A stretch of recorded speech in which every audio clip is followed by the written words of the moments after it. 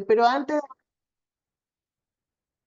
de avanzar, justamente quería eh, primero hacer una pequeña, hacer como un pequeño anuncio parroquial que nos pidió justamente una colega, compañera de otra universidad, que es Clotilde Pou, que trabaja justamente con la Red de Derechos Humanos del Consejo Interuniversitario Nacional.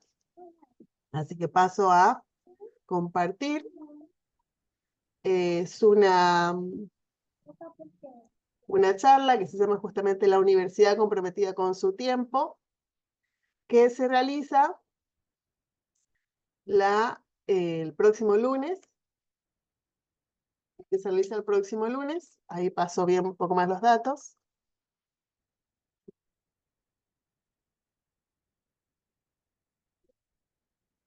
a las 18 horas, con Eduardo Rinesi de la Universidad General Sarmiento, Ana Arias de la UBA y María Pía López de la Universidad General Sarmiento. En modalidad híbrida, la verdad que bueno, estos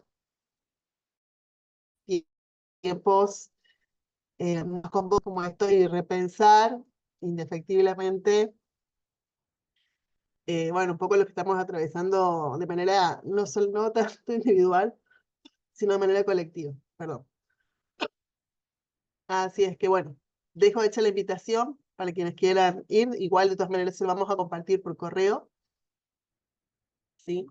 Y quería justamente comentarles que en esta oportunidad, bueno, y Rudy en ese aspecto me va a acompañar. El profesor Liski no va a poder acompañarnos de forma presencial, de manera sincrónica, por compromisos, por compromisos relacionados con las cuestiones justamente que nos convocan. Así es que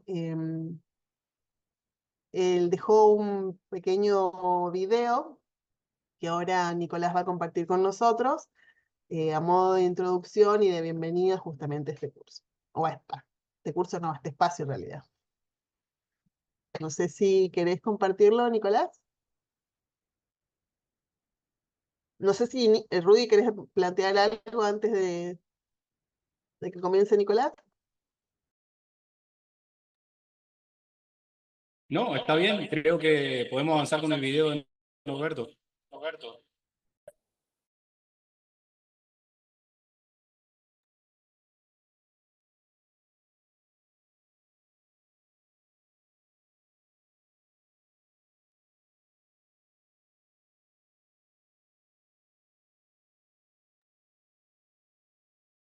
Aparentemente está sin audio, ¿eh?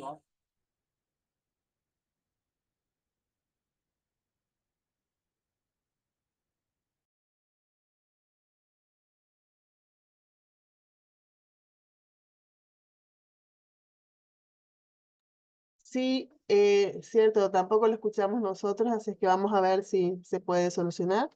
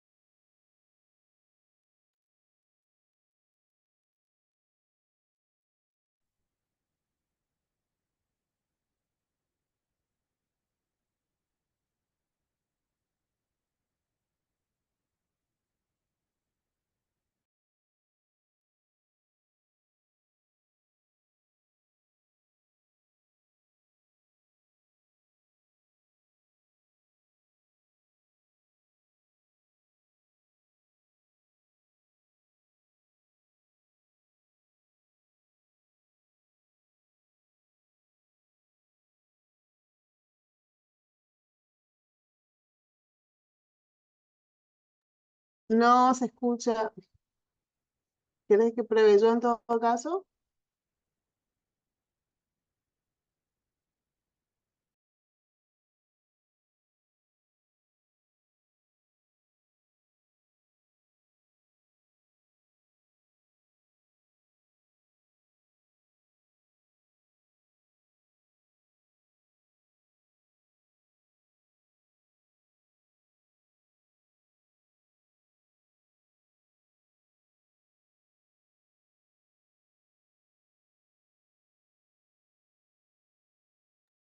No, está absolutamente sin audio, pero Sí, sí, yo tampoco la escucho. Ahí consulto.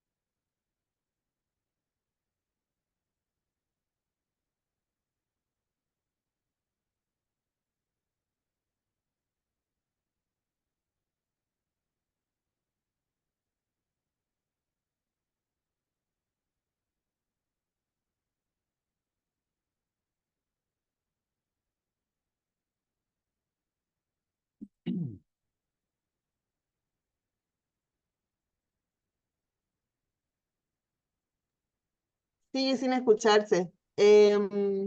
Nicolás, en todo caso, déjame probar a mí.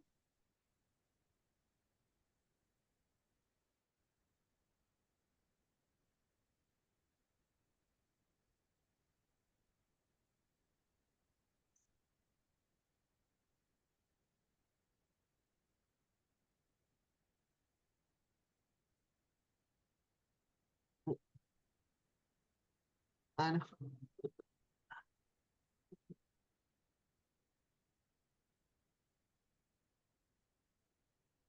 ¿Se puede ver?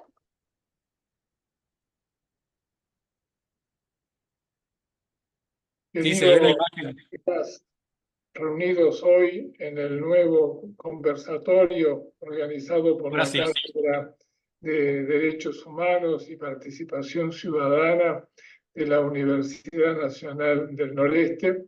Quiero saludarlos por este medio. Me hubiera gustado acompañarlos en toda la jornada, pero son compromisos que tienen que ver con la causa en la cual estamos simplemente incorporando elecciones profesionales y espacios institucionales.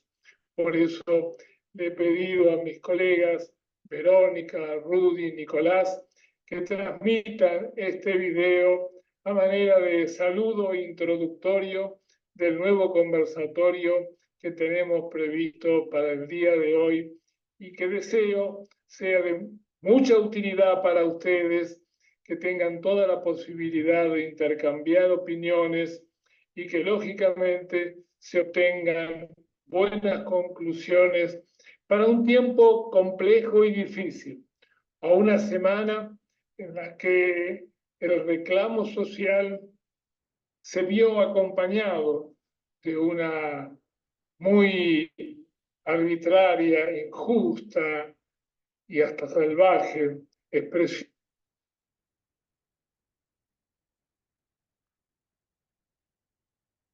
Bien, indefectiblemente tuvo la mejor voluntad, pero se cortó por el camino también el video de Norberto.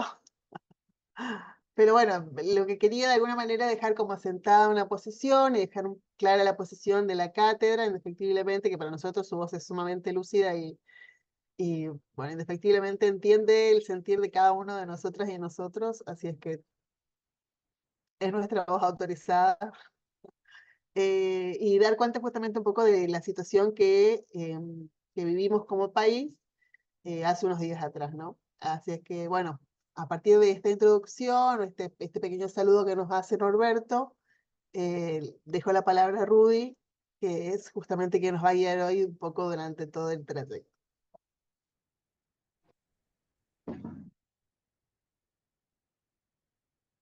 Gracias, Vero. Bueno, si Nico, por favor, puede poner la plaquita número 1.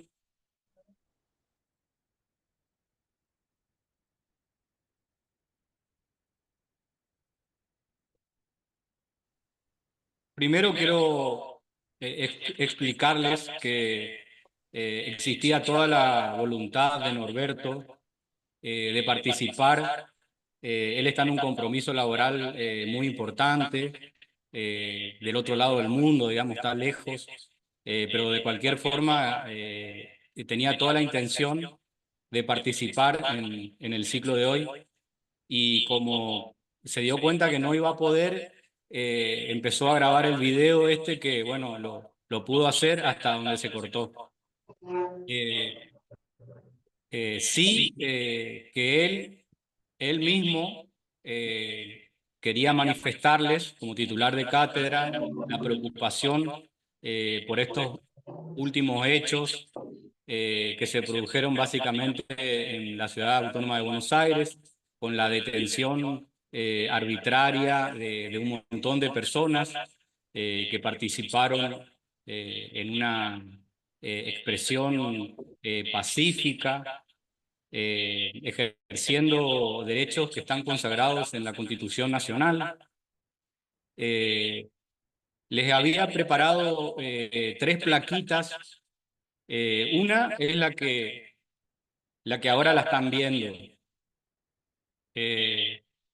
Nos sirve un poco para contarles a nuestras amigas y amigos, a nuestros hijos, a nuestros afectos, que quienes estuvieron en la protesta, en la expresión de sus pensamientos, de sus ideas, en sentido positivo o negativo, fueron nuestros propios hijos, madres, abuelas, docentes.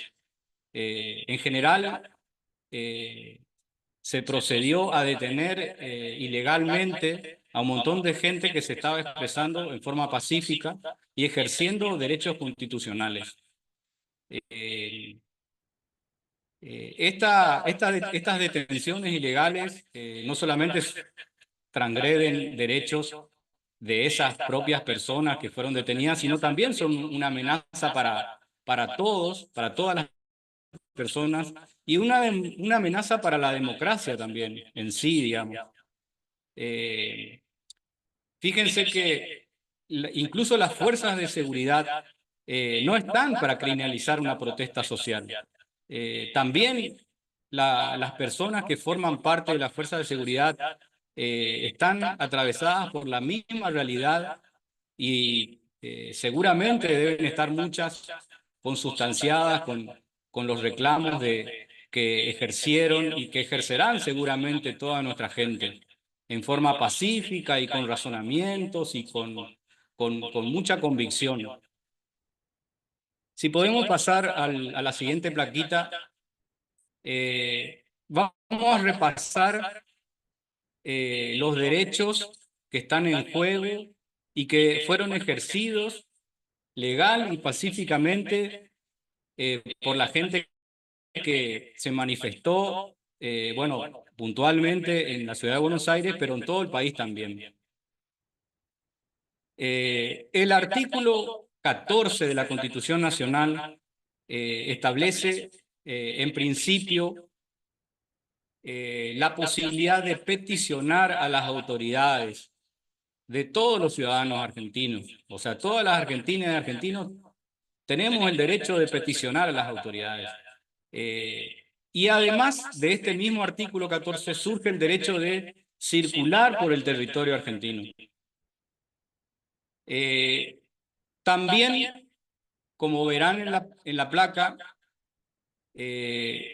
tanto el Pacto de Derechos Civiles y Políticos que emana de Naciones Unidas, es decir, forma parte del Sistema Universal de Derechos Humanos, como el Pacto San José de Costa Rica, que forma parte del Sistema Regional de Derechos Humanos, por estar la Argentina nucleada en la Organización de Estados Americanos, que algo de esto lo habíamos visto el conversatorio pasado, establecen claramente, en primer lugar, el derecho a la libertad de pensamiento y la libertad de expresión.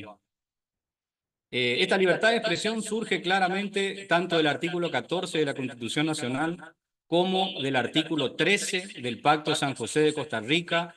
Eso está en la siguiente placa, y del artículo 19 del Pacto Internacional de Derechos Civiles y Políticos.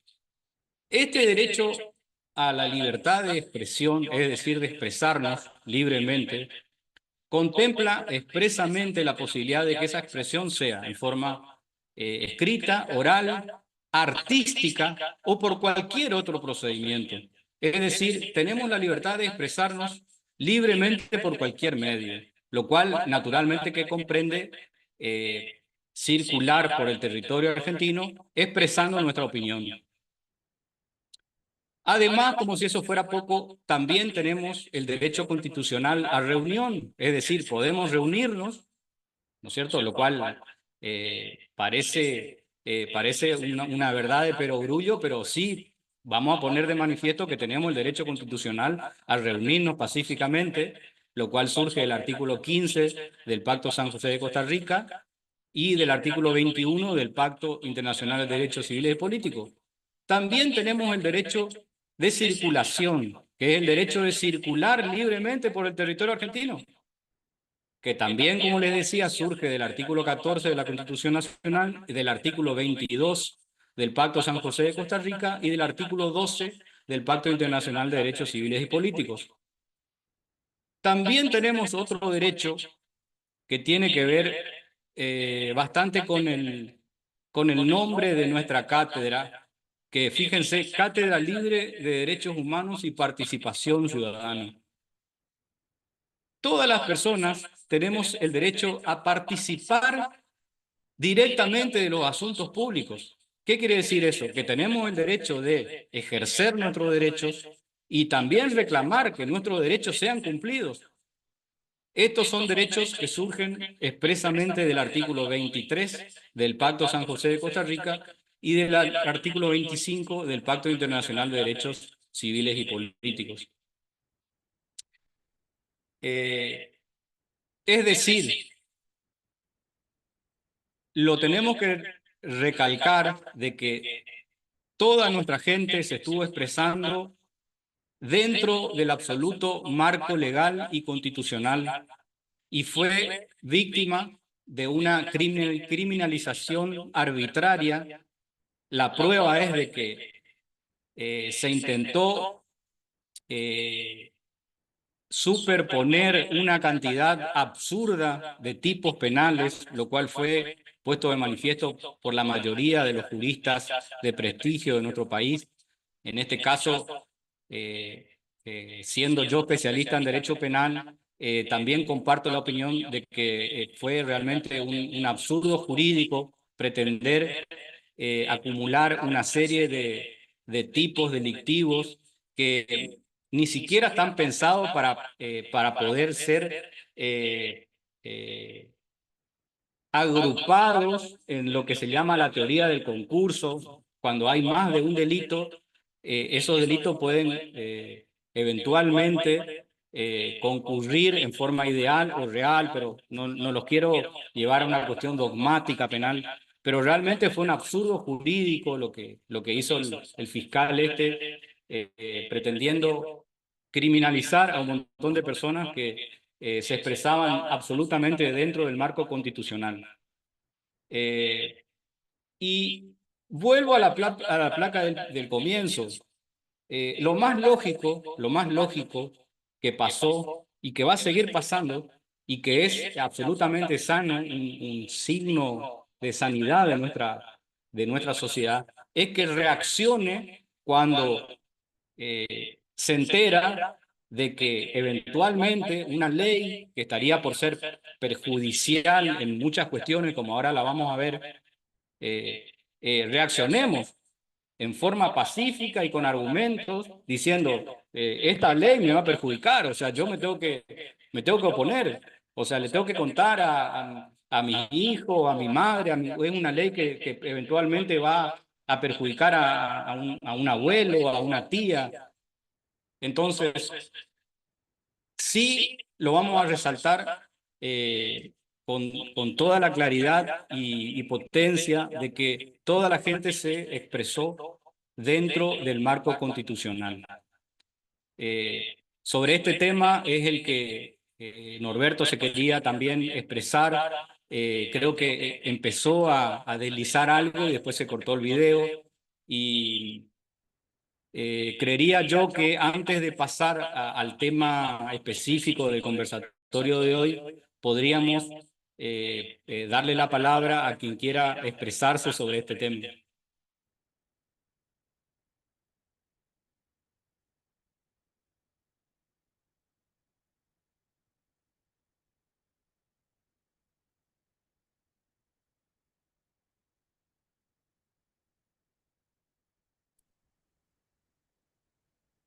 Yo tengo una pregunta, no sé si hay alguna mano. Adelante. No, clarísimo lo que está diciendo Rudy y necesario además. Les agradezco que hayan empezado por aquí, porque la verdad que lo que nos dejó, nos deja, lo que vivimos la semana pasada es una profunda preocupación, ¿no? En términos de cómo se configura la democracia. Pero tengo una pregunta para hacerle si puedo. A mí me preocupa si la gente que fue liberada, digo, cuál es la situación de quienes siguen detenidos y si pueden seguir detenidos, si es legal que sigan detenidos, esa es una. Y la otra, cuál es la situación procesal de quienes fueron liberados, si se les sigue causas o no, porque hoy leí en la página que una de las que fue detenida y liberada fue violentada por la policía el viernes por la noche, ¿no? Entonces, bueno, que no les han retenido, por ejemplo, los teléfonos y no se los devuelven. Digo, ¿cuál es la situación procesal? Aun cuando la jueza haya, bueno, es esa concretamente la pregunta.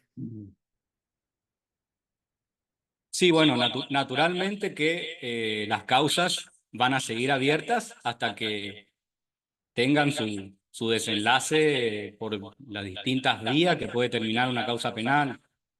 Eh, obviamente que las causas penales va a haber que ir recorriéndolas, digamos. O sea, los abogados en Buenos Aires van a tener que ir llevando día a día esas causas, vigilarlas muy de cerca, salir al cruce, digamos, de todos los intentos, desde mi perspectiva, ilegales y arbitrarios que está intentando el fiscal.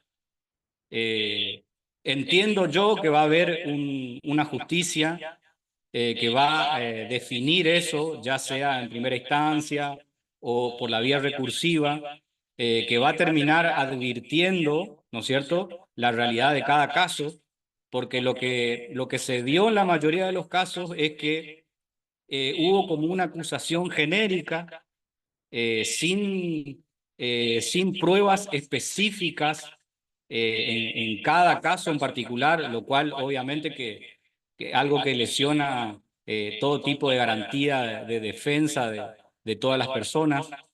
Entonces, entiendo yo que estas causas tienen un destino de archivo en alguna oportunidad, pero para llegar a eso, obviamente que los abogados que están, entiendo yo, haciendo un buen trabajo, por lo que pude advertir en las redes de derechos humanos que se están moviendo muy bien, van a tener un trabajo muy puntilloso que hacer en cada causa en particular. Lo que nosotros como Cátedra de Derechos Humanos tenemos la obligación de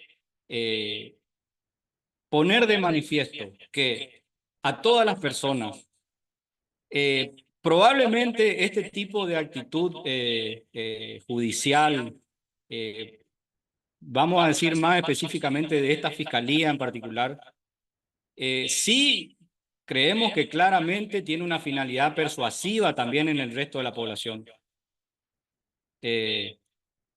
Lo que nosotros queremos poner bien de manifiesto es que la gente se manifestó dentro del marco de ejercicio legítimo de derechos amparados por garantías constitucionales, conforme yo les había comentado, de dónde surgen estas garantías. Y el grueso de la gente se expresó en forma pacífica y en forma respetuosa, absolutamente.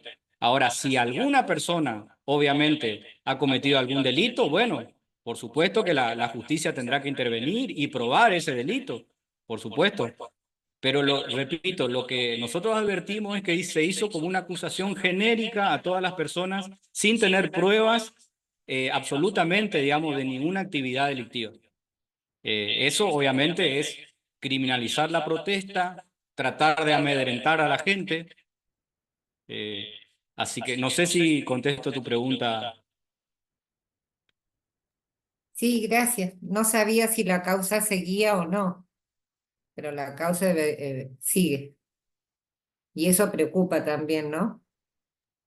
Sí, por supuesto que más que preocupa, ocupa. Hay que también, digamos, confiar en los abogados que están interviniendo porque tienen que recorrer un camino, digamos. El proceso penal es un camino. Por ahí no tiene soluciones que son rápidas en cierta forma, digamos. Creo que muy rápidamente lograron la libertad de la libertad de la mayoría, lo cual es muy resaltable, digamos. O sea, Nobleza Obliga con el trabajo de los colegas de Buenos Aires que están haciendo un buen trabajo. Es resaltable eso. No la tienen fácil, digamos, porque hay una estructura atrás que está pretendiendo amedrentar a la gente.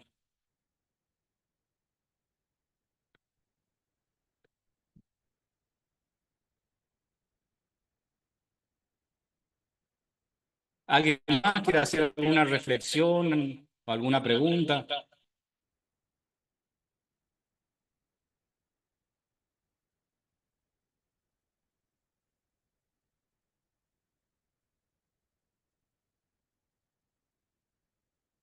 ¿Quería avanzar, Vero? No, no, era sencillamente, bueno, para invitarle un poco, digamos, a avanzar justamente y relacionar un poco esta situación en particular que vivimos justamente la semana pasada con, de hecho, el tema que nos convoca hoy, justamente que es el tema de los derechos ambientales, que hay un capítulo ahí muy interesante, digamos, y bastante complejo que ha sido bastante discutido en diferentes medios, que es justamente lo que se conoce como el RIGI, el régimen de inversiones. Si lo querés comentar o explicar un poco, sería ideal. Dale, dale, buenísimo, Vero.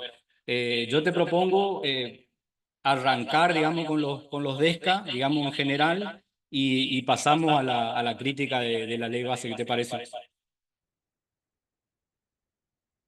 Perfecto, entonces te lo podemos contextualizar un poco por qué viene esa crítica, ¿no? A nivel social. Perfecto, perfecto. Gracias. Bueno, el tema puntual de hoy son los derechos económicos, sociales, culturales y ambientales, conocidos como DESCA, es decir, que en lo sucesivo, cuando digo DESCA, digamos, entiéndase esos derechos económicos, sociales, culturales y ambientales. Estos derechos humanos están consagrados en nuestra Constitución Nacional tanto por la vía del sistema universal de derechos humanos como por el sistema regional de derechos humanos. Por el sistema universal de derechos humanos los tenemos incorporados por el Pacto Internacional de Derechos Económicos, Sociales y Culturales. Precisamente lleva ese nombre el Pacto Internacional. Básicamente son todos los artículos, es un pacto que es bastante corto, es muy recomendable su lectura porque es un pacto hermoso, plagado de palabras maravillosas. Simultáneamente, desde el sistema regional de derechos humanos, tenemos el Pacto San José de Costa Rica, que en el artículo 26 hace una referencia de que incorpora los derechos económicos, sociales y culturales de la Carta de la OEA. Y con posterioridad se incorpora lo que se llama el Protocolo Facultativo de San Salvador, que incorpora los derechos económicos, sociales y culturales. Si quieren ir poniendo, Vero, esta guía que les había armado.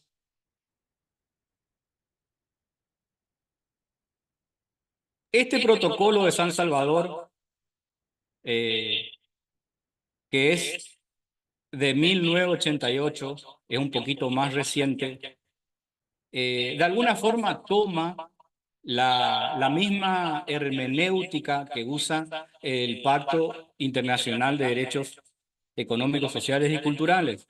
Es decir, el contenido es bastante parecido.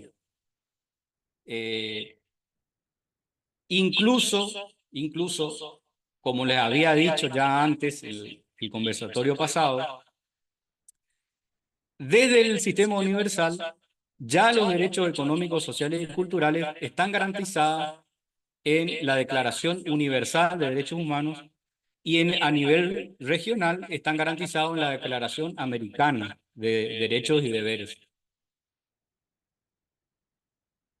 Empezamos por de qué forma, vamos al hueso, de qué forma los estados deben garantizar los derechos económicos, sociales y culturales, que son, vamos a hacer un resumen práctico, digamos, de entrada como un punteo.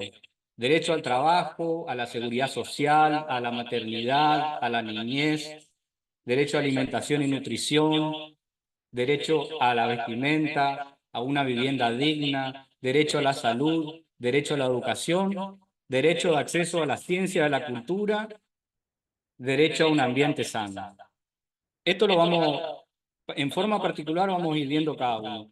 Pero todos estos derechos económicos, sociales y culturales, los estados parte, es decir, nuestro país, digamos, no solamente que es parte de Naciones Unidas y de la OEA, sino que, como habíamos dicho, nuestra Constitución le da jerarquía constitucional a estos pactos. Es decir, se comprometió a garantizarlos. ¿De qué forma? Esto está en el artículo 2 del Pacto Internacional de Derechos Económicos, Sociales y Culturales, y también está en el artículo 1 del Protocolo Facultativo del Pacto San José de Costa Rica. Nuestro país se comprometió a garantizarlos con el máximo de los recursos económicos disponibles. Esto quiere decir que nuestro país debe tener, porque esa es una obligación asumida en la Constitución, un presupuesto importante y con el máximo de sus recursos disponibles para garantizar el trabajo, la seguridad social, la salud, la educación, la vivienda, la ciencia y la cultura, el ambiente. Esto lo tiene que hacer con presupuestos, los presupuestos necesarios los programas necesarios.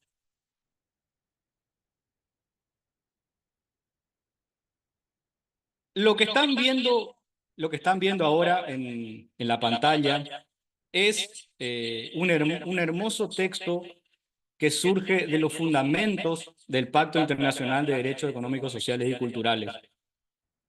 Fíjense cómo en este párrafo se habla de la libertad, digamos, que está tan de moda ahora, se habla de la libertad, se habla de los derechos humanos y se habla también de la pobreza.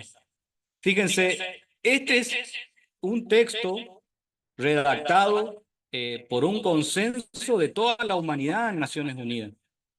Este pacto tiene la adhesión de más de 180 países.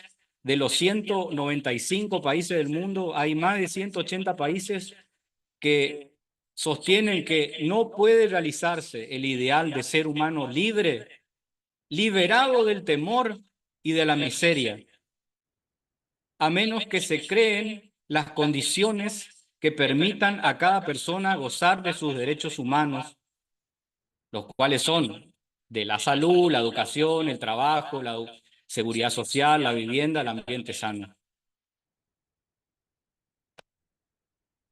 Pasamos a la siguiente placa, por favor.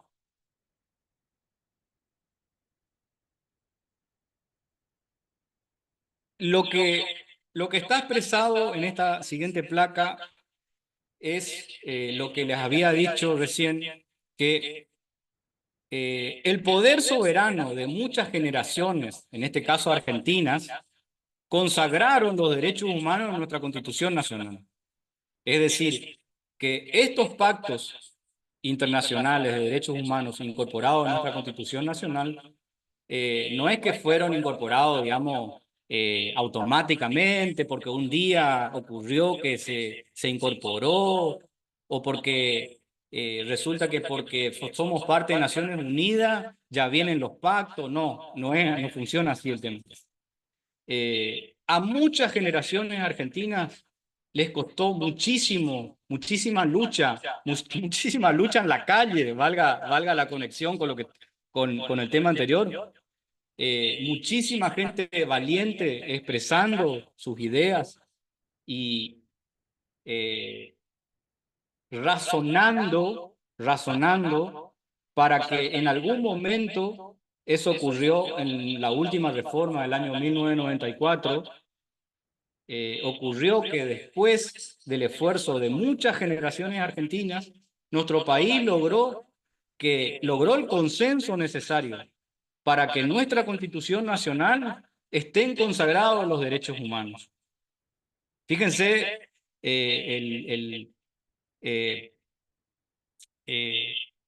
ahora nos estamos yendo para las generaciones de atrás. Ahora cuando lleguemos a la parte ambiental vamos a ver las generaciones que vienen, pero fíjense que está bueno tomar conciencia de que estos derechos humanos los cuales gozamos ahora es el fruto de la lucha de mucha gente, de varias generaciones nuestras que lucharon, muchas personas, chicas, chicos que por ahí fueron criminalizados, perseguidos, torturados, exiliados, si no desaparecidos, asesinados. No es casualidad de que en 1994 nuestra Constitución Nacional incorpore 10 tratados de derechos humanos y consagre los derechos, en este caso, los que estamos viendo son los derechos económicos, sociales y culturales y ambientales. Pasamos a la próxima placa, Vero, por favor.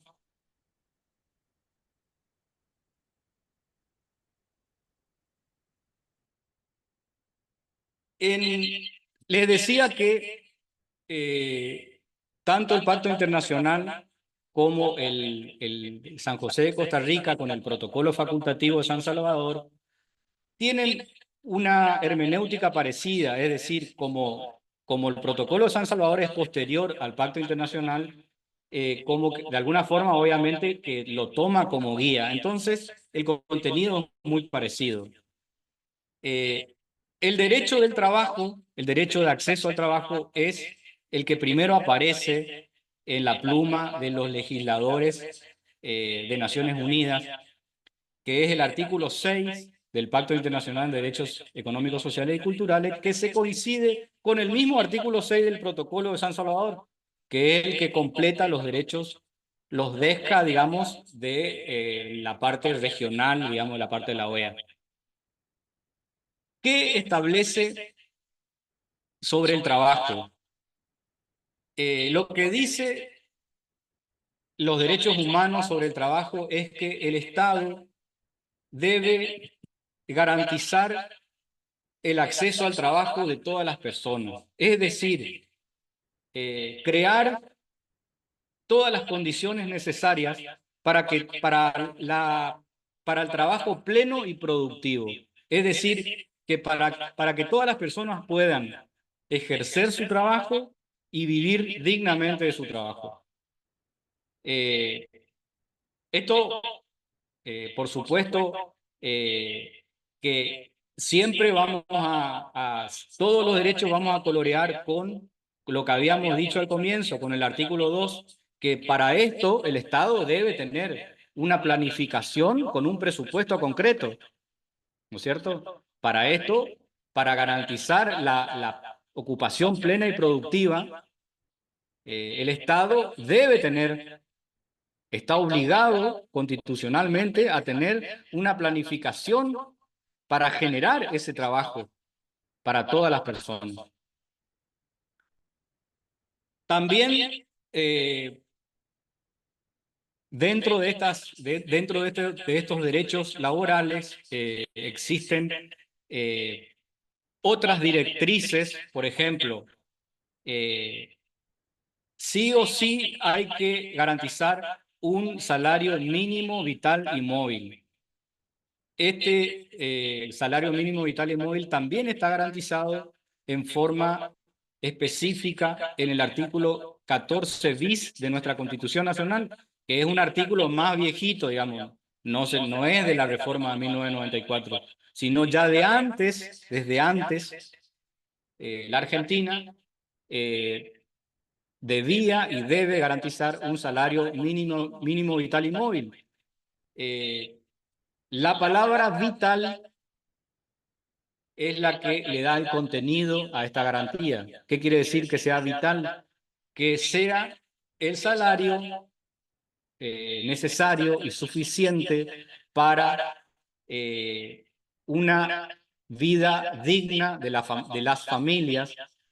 Bueno, en este momento, ese ingreso mínimo los da el INDEC, es decir, que el salario mínimo vital y móvil tendría que tener como referencia, ¿no es cierto?, las canastas básicas establecidas en forma móvil por el INDEC.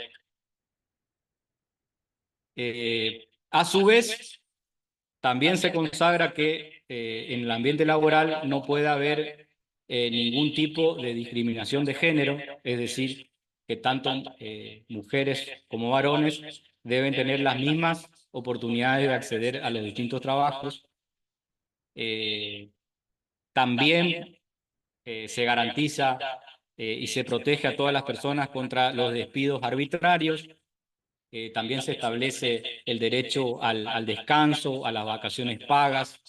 También se establece los derechos sindicales, los derechos a huelga o paro, digamos que también se relaciona mucho con el derecho que estamos ejerciendo muchos docentes de huelga para reclamar precisamente estos derechos mínimos, vitales y móviles.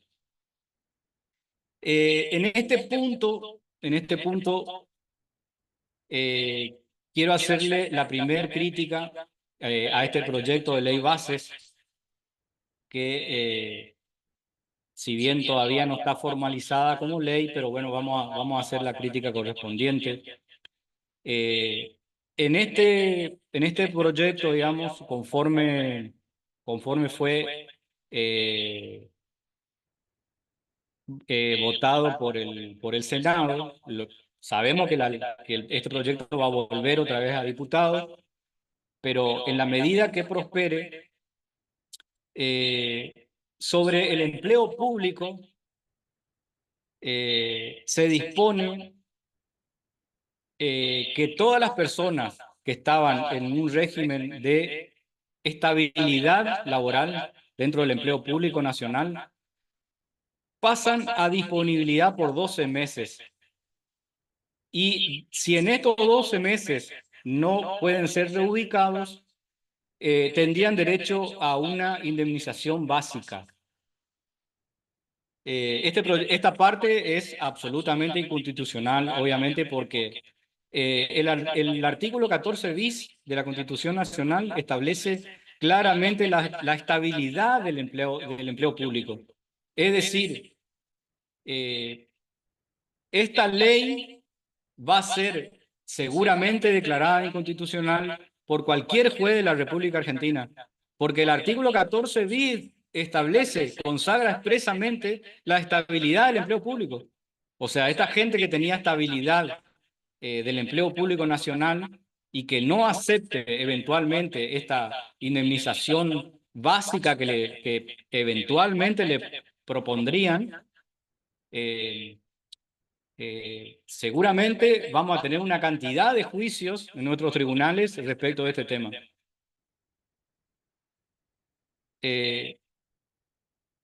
Dicho sea el paso,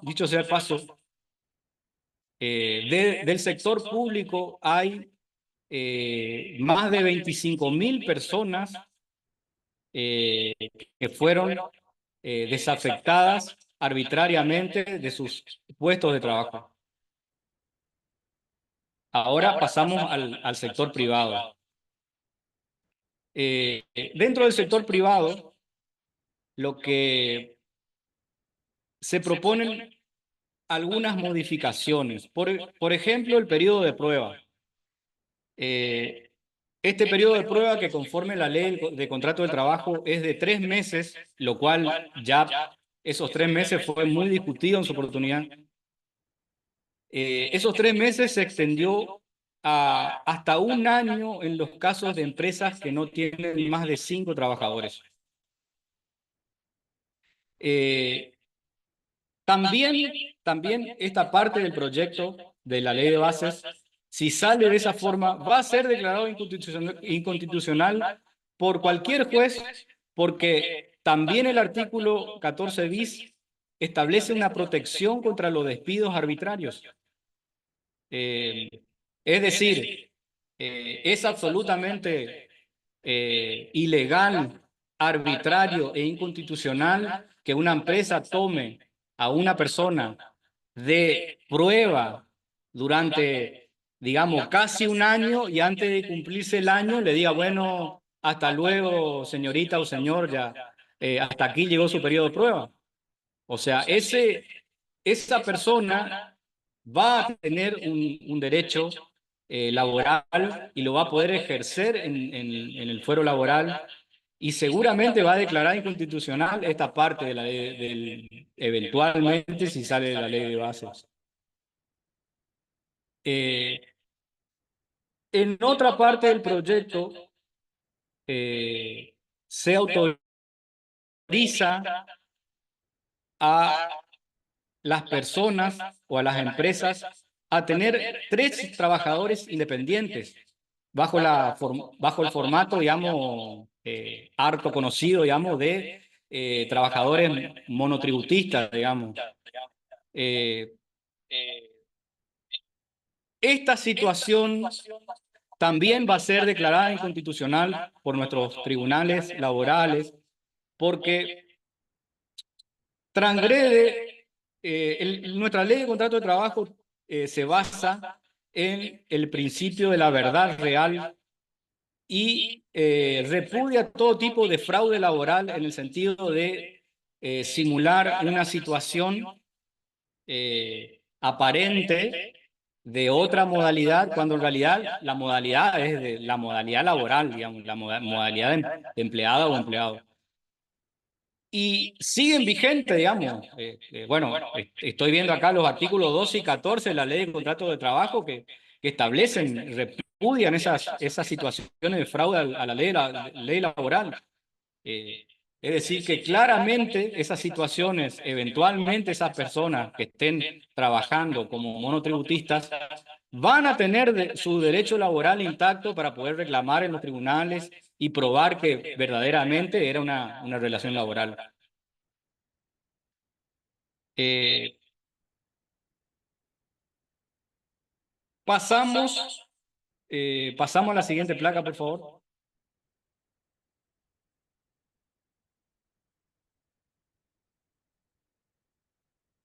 Sobre el tema laboral, no quiero dejar de contarles que en el sector privado hay ya unos números, digamos, que lo habrán visto seguramente en las noticias, digamos, algo que se está difundiendo bastante, que hay más de 100.000 personas que fueron desvinculadas de sus trabajos, digamos. O sea, en el primer cuatrimestre fueron desvinculadas laboralmente más de 120.000 personas. Más de 100.000 personas del ámbito privado y más de 20.000 personas del sector público nacional. Seguidamente, en la hermenéutica de nuestros pactos internacionales, seguidamente, digamos, del tema del trabajo, se legisla, digamos, vendrían a ser dos caras del mismo derecho, la seguridad social.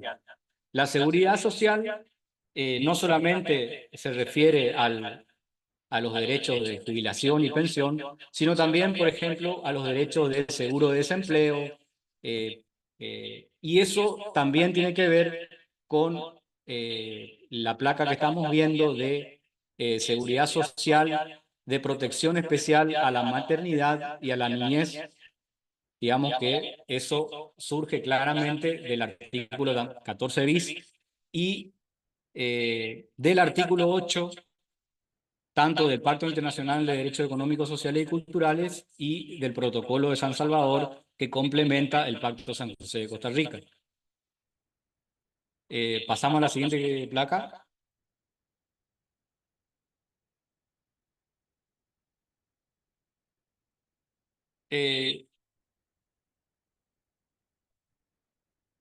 El tema que sigue en la hermenéutica de los DESCA es el derecho a la alimentación y nutrición. Si bien lo ideal, por supuesto, es que, como decíamos respecto al trabajo, de que todas las personas puedan acceder a un trabajo digno y puedan vivir de ese trabajo, eso sería lo ideal que ocurra en el Estado argentino, en nuestras provincias argentinas. Pero mientras tanto, mientras eso no ocurra, el Estado también tiene otras obligaciones de garantizar la alimentación y nutrición de toda la población.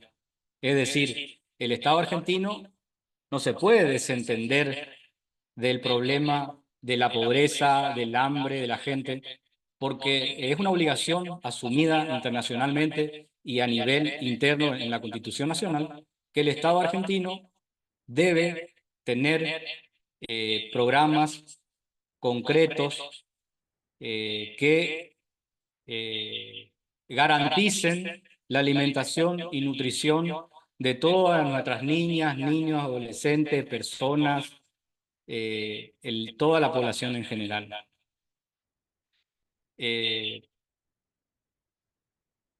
Advertimos desde la Cátedra de Derechos Humanos de la UNE, ya habíamos advertido, les traje esta plaquita para contarles lo siguiente.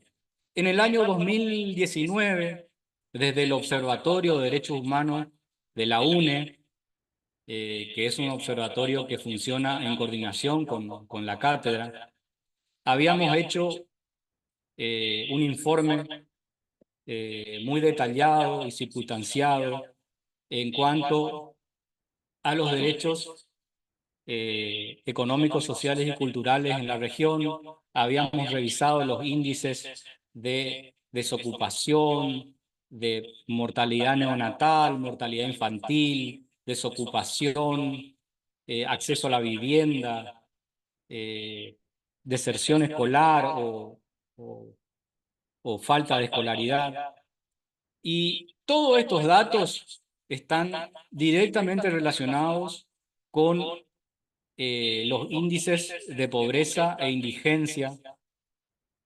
Fíjense en la plaquita cómo fueron evolucionando de una forma absolutamente reprochable, ¿no es cierto?, al Estado, que es quien debe garantizar estos derechos. Desde el 2015 al 2019 tuvimos un salto exponencial de la pobreza y de la indigencia. Del 29% pasamos al 40,8% de pobreza y del 5,4% pasamos al 8,9% de indigencia.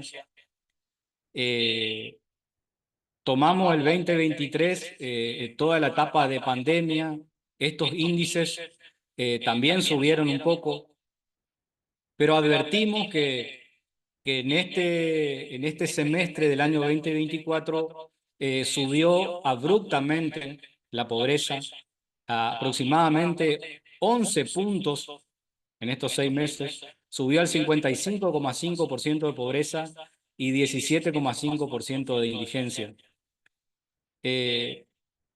Este salto del índice de pobreza, como les contaba, fue también advertido por nuestro observatorio y también, por supuesto, resaltamos el observatorio de la deuda social de la Universidad Católica Argentina, que es una universidad muy prestigiosa, que tiene estudios muy serios sobre la pobreza y la indigencia, que en esos estudios se tienen previstos como puntos a analizar precisamente el acceso de todas las personas a los derechos económicos, sociales y culturales, es decir, el acceso al trabajo, el acceso a la salud, a la educación, a la vivienda, a un medio ambiente sano. Pasamos a la próxima placa, por favor.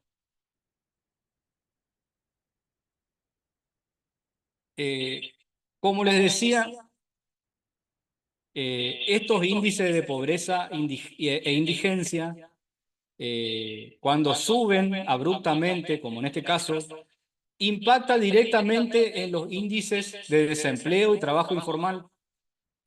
Como les había comentado, lo cual es de público conocimiento, en el primer cuatrimestre se perdieron más de 120.000 puestos de trabajos formales, tanto a nivel privado como público. En cuanto a las tasas de mortalidad neonatal e infantil, ahora vamos a verlo más detalladamente cuando veamos el tema de salud y, bueno, la desvinculación escolar vamos a ver cuando veamos educación. Y sobre las tasas de criminalidad, sí podemos hacer ya una reflexión de que esto, digamos, personalmente, digamos, yo vengo del Instituto de Criminología, digamos, estoy formado, digamos, como en Derecho Penal y Criminología, y les puedo asegurar con rigor científico de que cualquier tipo de aumento exponencial de la pobreza y de la indigencia hace que las tasas de criminalidad económica o de supervivencia se eleven. O sea, es casi una cuestión lógica que pase, digamos, por la desesperación de la gente, ¿no es cierto? Lo cual es fácilmente advertible. Pasamos a la próxima placa.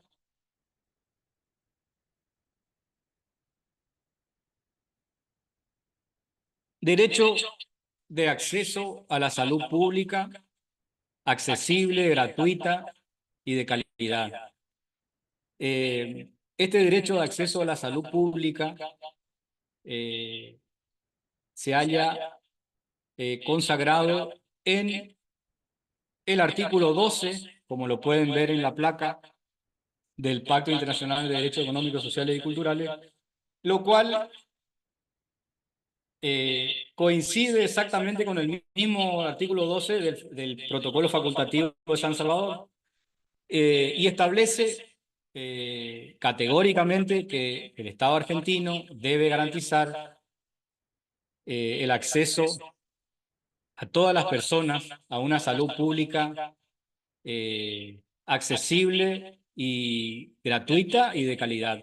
Es decir, a la atención médica de calidad y el acceso a la medicación de calidad. A su vez, este artículo establece la obligación del Estado argentino de tener presupuestos necesarios para combatir los índices de mortalidad neonatal y la mortalidad infantil. Estos índices habíamos mensurado con mucha fundamentación en este informe que les comentaba de nuestro observatorio del año 2019. La mortalidad neonatal mide la mortalidad infantil hasta el primer mes de vida. Y la mortalidad infantil, propiamente dicha, mide la mortalidad infantil hasta el año de vida. Estos dos índices están absolutamente ligados a esos derechos de alimentación y nutrición que habíamos comentado de nuestras niñas, niños, y adolescentes y todas las personas. Por supuesto que en la medida de que nuestra población no esté bien alimentada y nutrida, obviamente estos índices de mortalidad neonatal y mortalidad infantil suben, lo cual es absolutamente inconstitucional e ilegal que pasen, porque nuestro país tiene la obligación de, con el máximo de recursos disponibles, tener programas concretos que tiendan a que no exista lo que se llama el hambre extrema o el hambre de la población. En ese sentido, tienen la obligación de tener mecanismos concretos que garanticen la producción, almacenamiento y distribución de los alimentos necesarios para garantizar estos derechos de alimentación y nutrición. Y también garantizar que esta alimentación llegue efectivamente a toda la gente.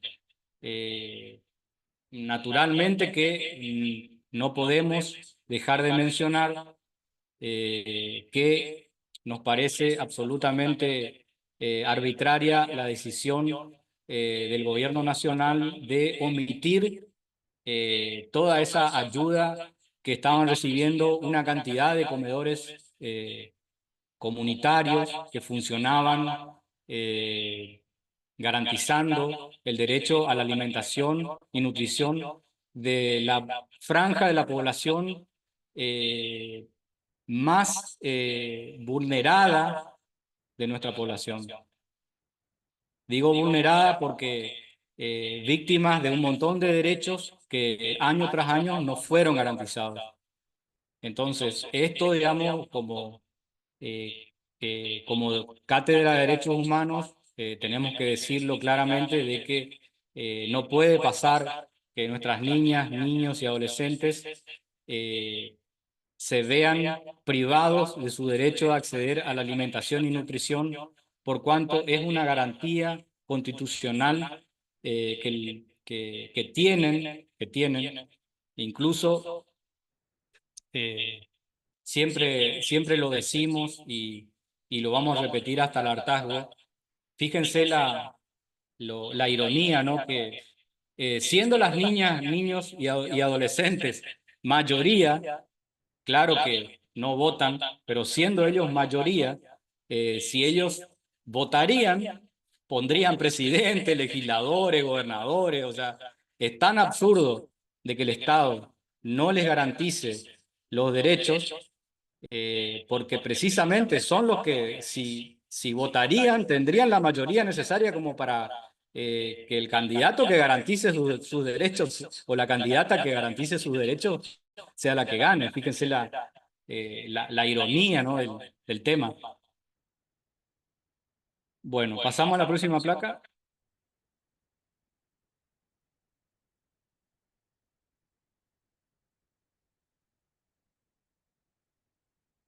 El acceso a la vivienda digna es un derecho humano que está consagrado tanto en el artículo 14 bis de nuestra Constitución Nacional como en el artículo 11 y 12,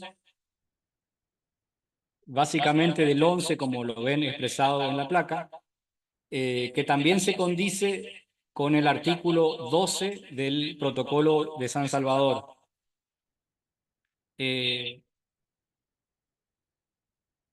Acá voy a hacer una mención de, como ven en la placa, los servicios públicos básicos.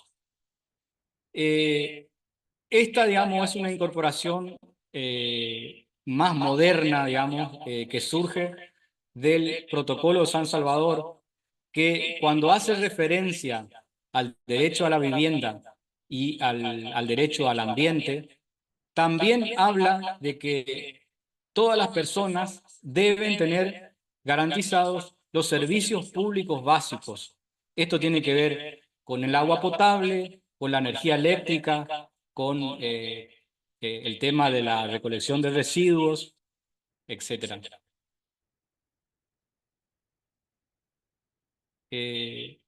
Pasamos a la siguiente placa.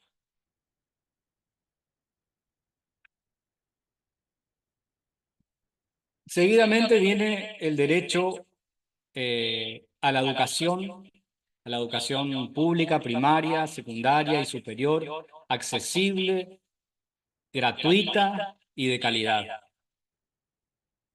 Este es un derecho que, bueno, lo mencionamos, que fue la última marcha federal, que hubo una gran movilización por la educación pública superior y universitaria, que fue una marcha muy importante, donde fíjense cómo en esa marcha también muchísima gente se expresó en forma pacífica, con argumentos muy sólidos y constitucionales respecto de que este derecho de acceso a la educación, en este caso universitaria, pero el derecho, por supuesto, que abarca tanto la primaria, la secundaria, como la superior y universitaria, que deben ser garantizados por el Estado de forma gratuita y accesible. Sobre este derecho, repito algo que siempre tenemos que colorear con el artículo 2, es decir, que el Estado argentino tiene que tener un presupuesto necesario con el máximo de sus recursos disponibles para garantizar este derecho de acceso a la educación pública en los 3 niveles. Fíjense cómo, si decimos que fíjense, si pudiéramos decir que la primera independencia de todos nuestros chicos es aprender a leer, ¿sí? Se puede decir que la primera independencia que tenemos como persona es leer, es saber a leer. ¿Qué quiere decir esto? Que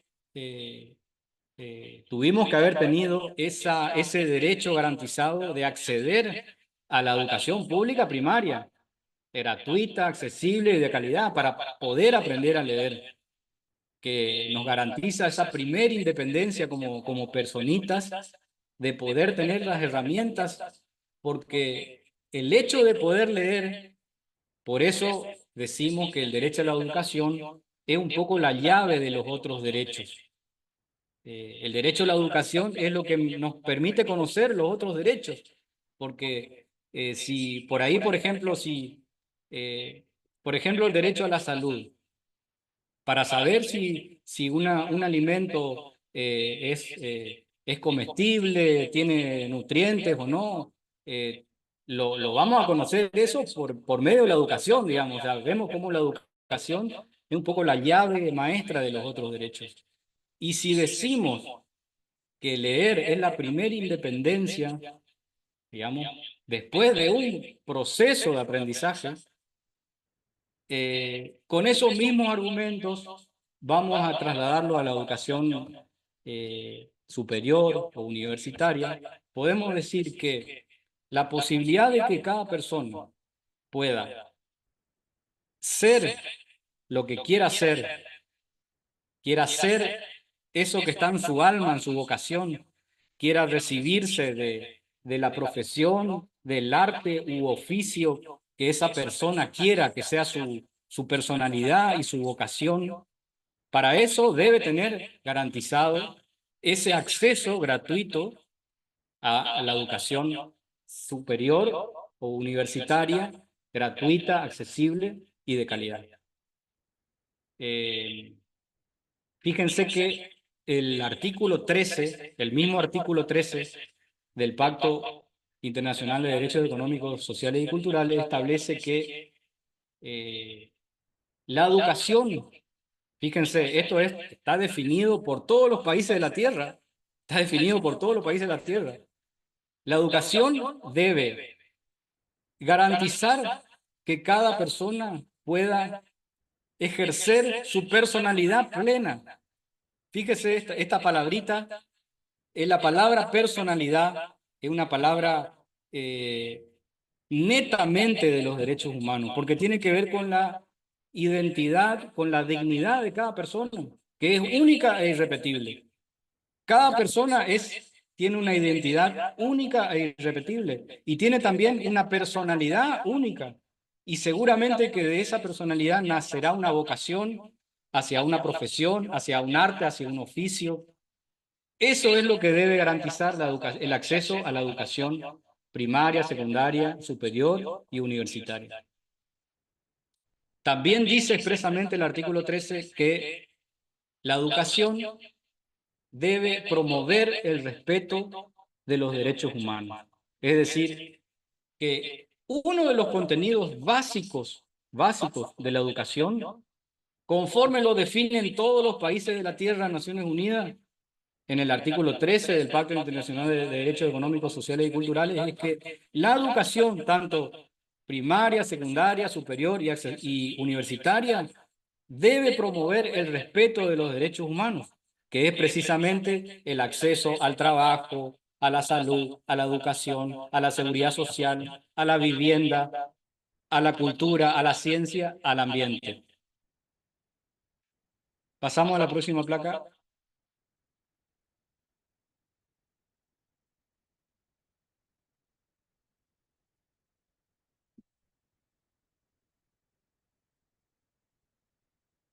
Seguidamente, el Pacto Internacional, en su hermenéutica, garantiza el acceso a la cultura y a la ciencia.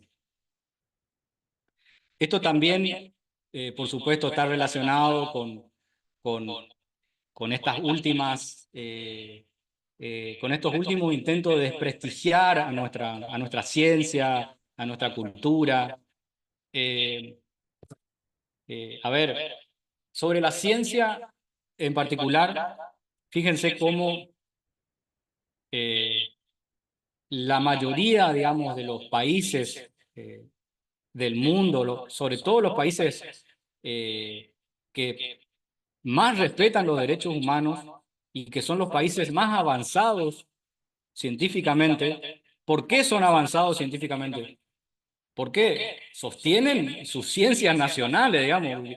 Vieron que cuando decimos qué buenos son los suizos en relojes, o sea, ¿por qué se le ocurre, por ejemplo? ¿Porque importaron relojes de otro lado? No, porque tienen una ciencia suiza que es muy importante en relojes, ¿no es cierto? Le pongo un ejemplo elocuente. Todos los países serios del mundo que tienen racionalidad en su legislación sostienen con un presupuesto muy importante a su ciencia nacional y a su cultura nacional, porque es la base de todo, digamos, la base de todo. Sostener la ciencia nacional y sostener a la cultura nacional es el único camino que tenemos como ciudadanía argentina de poder ir evolucionando en nuestros derechos, en cuanto a garantizar nuestros derechos, en cuanto a mejorar la calidad de vida de todas las personas, en cuanto a garantizar la inclusión de todas las personas. Entonces, yo creo que cuestionar a la ciencia nacional es prácticamente un absurdo, digamos. No hay otro camino que sostener en forma muy importante, con un presupuesto muy importante, a la ciencia argentina y a la cultura argentina, que tienen un prestigio internacional y nacional. eh, a ver, por mencionar, digamos, algo de nuestra ciencia, el CONICET es una institución modelo en Latinoamérica y en el mundo, que nuclea a nuestras mejores científicas y científicos y que es referencia en todo el mundo. Es decir, el Estado argentino tiene la obligación constitucional de sostener digamos, con un presupuesto acorde a la importancia que tienen, ni hablar de, a ver, todo lo que tiene que ver con el progreso científico de todo tipo, ¿no? Estoy poniendo un ejemplo del CONICET porque, digamos, el conversatorio no nos permite playarnos, digamos, sobre un montón de temas. Sobre la cultura argentina,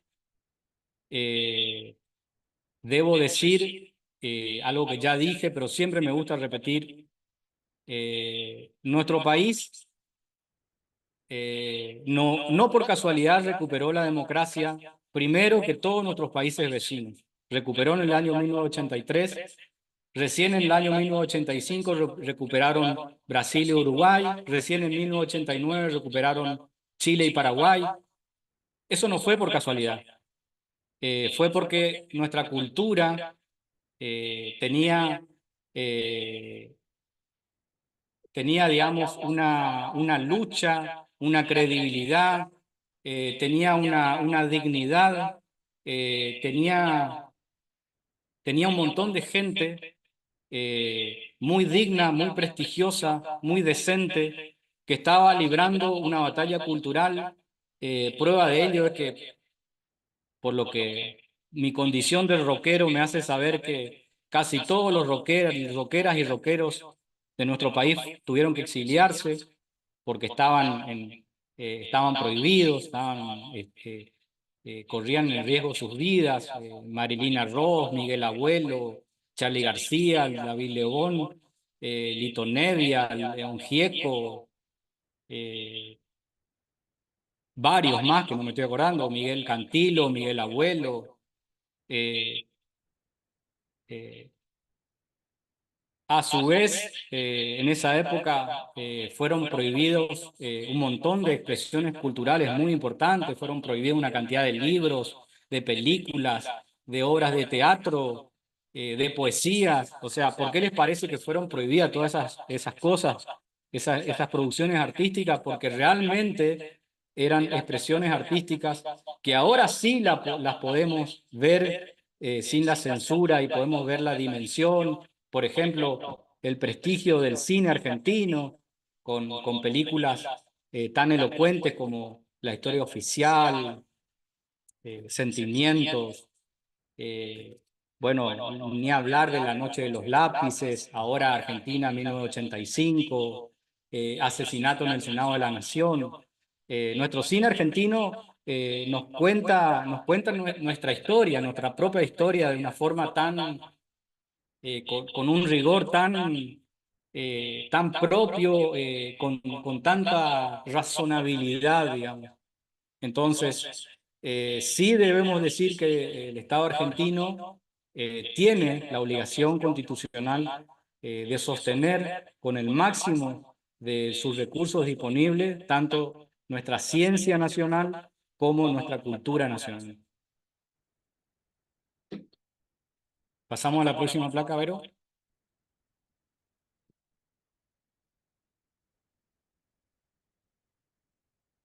Bueno, acá están un poco las películas esas que les contaba.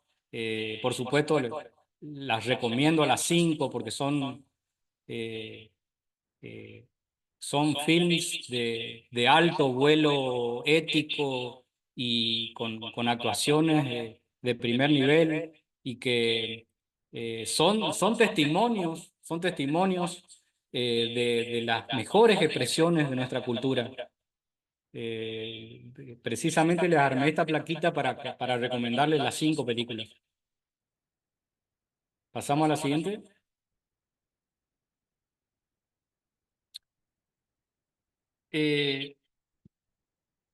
Por último, vamos a referirnos al tema del ambiente, que es un tema amplísimo, súper amplio.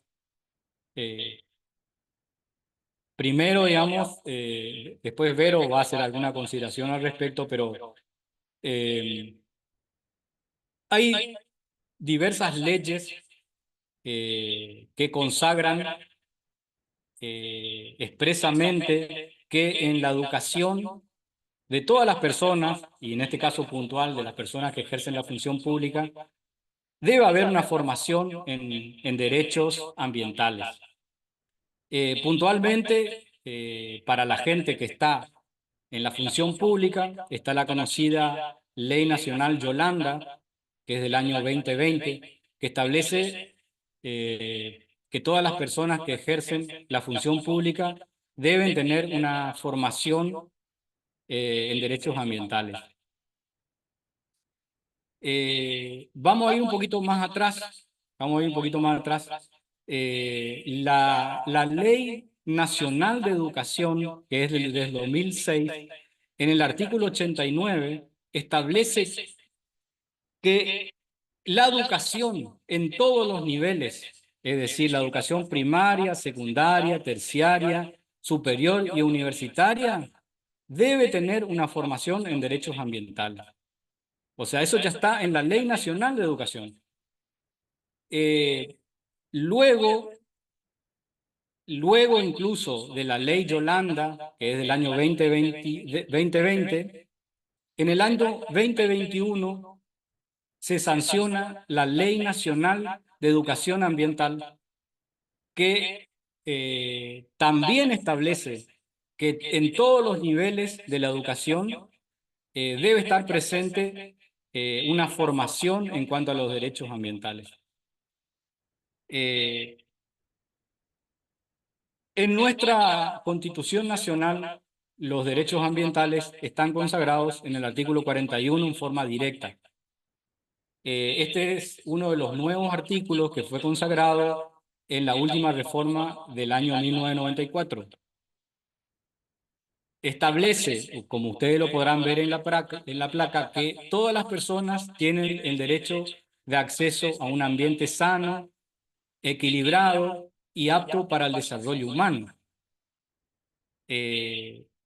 Hasta acá vemos cómo, les quiero contar que en la legislación esta de 1994 se eligió esta palabra ambiente equilibrado. En el ámbito ambiental siempre se usaron dos palabras, sostenible o sustentable, digamos. Se hablaba de ambiente sostenible o sustentable. Se discutía mucho, digamos, en digamos, los escritores sobre el tema, los ambientalistas, los organismos, los estados, discutían mucho, digamos, qué quería decir, digamos, sustentable o sostenible. Entonces, un poco estas controversias, los legisladores eligieron esta otra palabra de poner equilibrado. Y en el mismo texto de nuestra Constitución Nacional se encarga de definir qué quiere decir este equilibrio. Y nos dice expresamente, para que las actividades productivas, las cuales son lógicas, digamos, porque las actividades productivas son las que nos garantizan el derecho a la alimentación y nutrición de toda nuestra gente. Pero para que esas actividades productivas satisfagan las necesidades presentes sin comprometer a las generaciones futuras, digamos, lo cual parece, digamos, una redundancia, pero está muy bien que esté expresado en forma expresa en nuestra Constitución Nacional, porque naturalmente que no tenemos el derecho, tenemos todos los derechos ahora, digamos, como seres vivos, pero no tenemos el derecho de afectar los derechos humanos de nuestras próximas generaciones, de nuestros hijos, de nuestros nietos. Ese derecho no tenemos. No tenemos, porque ellos tienen el derecho también de poder vivir en un ambiente sano. ¿Se entiende? O sea, es tan básico. En el tema ambiental,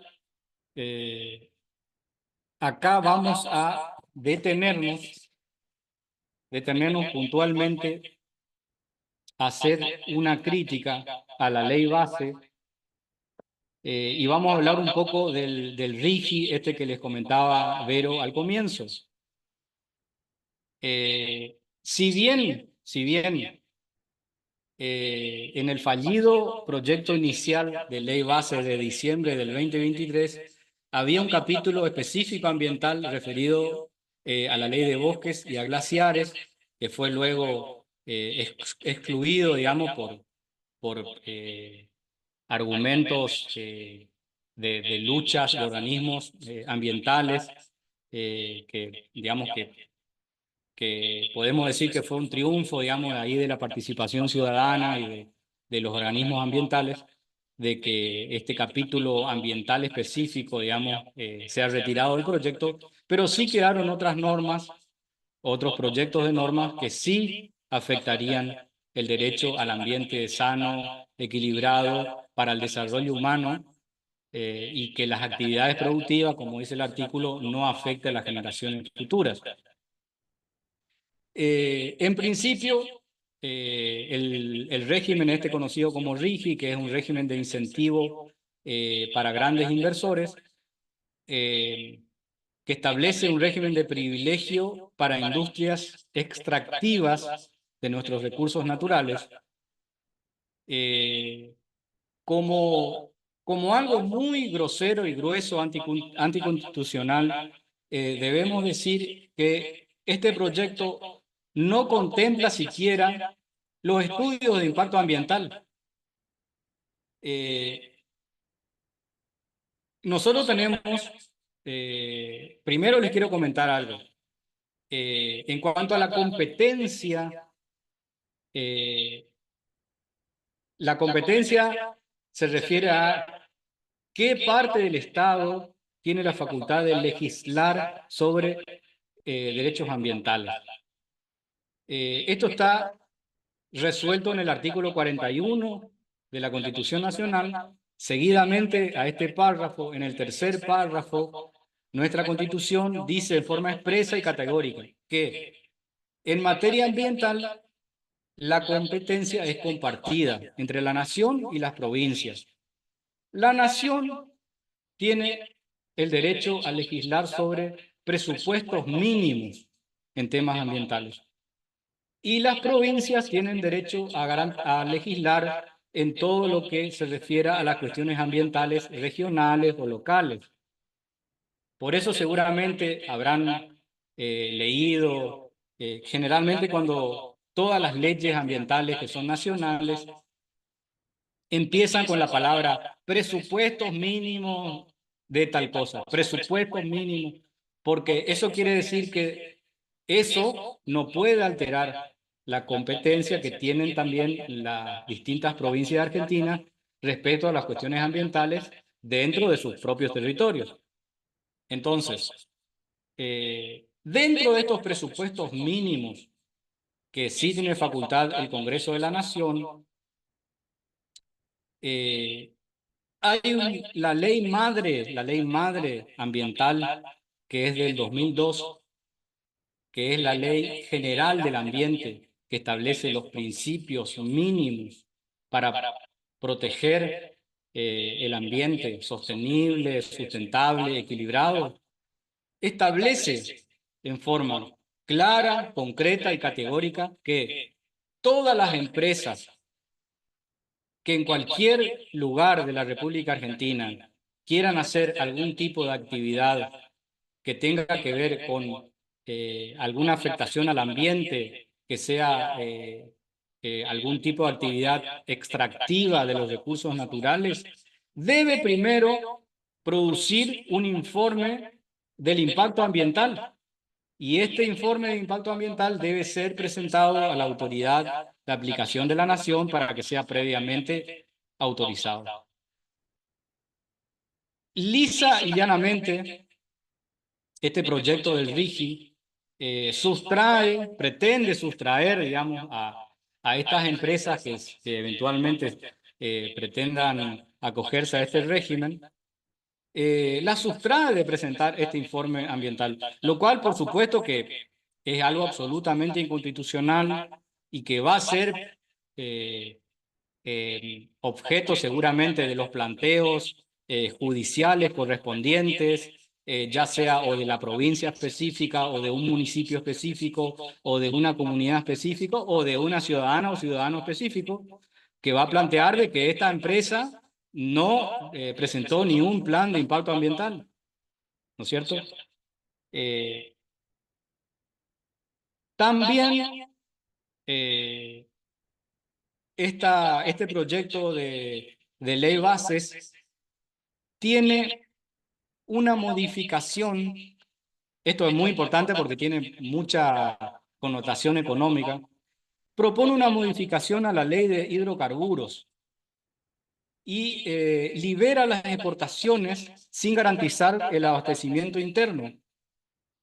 Y a su vez, como quien no quiere la cosa, digamos, a lo último establecen un parrafito que dice que el Estado Nacional y las provincias podrán acordar respecto de esta exportación de hidrocarburos, lo cual es absolutamente inconstitucional en los términos del artículo 41, tercer párrafo de la Constitución Nacional, que, como les comentaba, establece que esta es una potestad legislativa que tiene la nación y la provincia.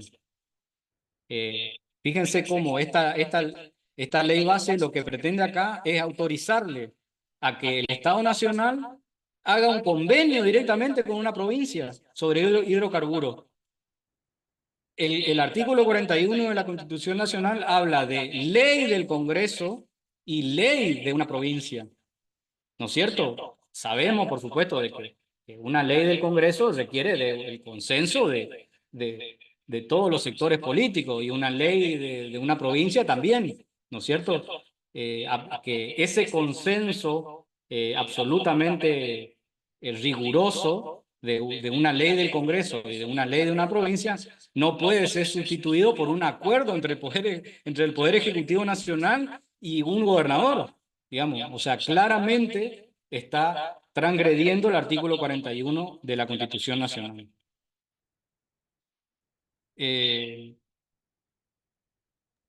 Rudy, disculpa, Sí. pero ya pasaron 10 minutos de las 20:30, son las 20:40, así es que sería, en realidad ya tendríamos que cerrar acá justamente y en todo caso veremos la forma de completar, digamos, lo que te falta justamente exponer.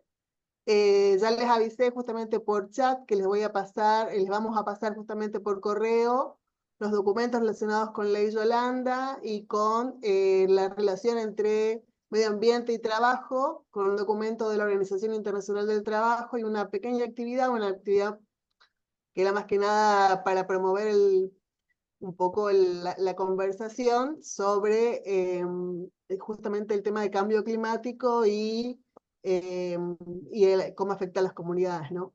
en relación con el trabajo, con la vida y con, bueno, algo que está muy presente hoy en día, que está íntimamente relacionado con el cambio climático, que es el tema de la movilidad humana. Así es que, bueno, quedará pendiente para otro encuentro, en todo caso, ahondar un poco más esta cuestión. Y bueno, nos encontraremos el 8 de julio, creo que es el próximo. Así es que ahí podremos, bueno, hablaremos sobre otra cuestión, ¿no? Pero bueno, veremos otra forma de volver a encontrarnos para terminar de cerrar este tema en particular. Bueno, está entonces, muchas gracias a todos, a todas y a todos. Estamos en contacto y nos mantenemos en contacto. Voy a pasar nuevamente, como hice al principio del encuentro, la invitación que hizo la compañera, la profesora Clotilde de Pau, que está aquí presente. Voy a compartirla por correo, la vamos a compartir por correo para el conversatorio de lunes de la semana que viene. Perfecto. No, y Gracias. gracias, Rudy, que la verdad que estuviste clarísimo y necesario estos temas. Así que gracias a ustedes también. Gracias, muy amable. Sí, sí. Estamos en Bueno, contacto. que tengan buena semana todos. Ustedes también. Chao, chao. Chao, chao. Abrazo a todas y a todos.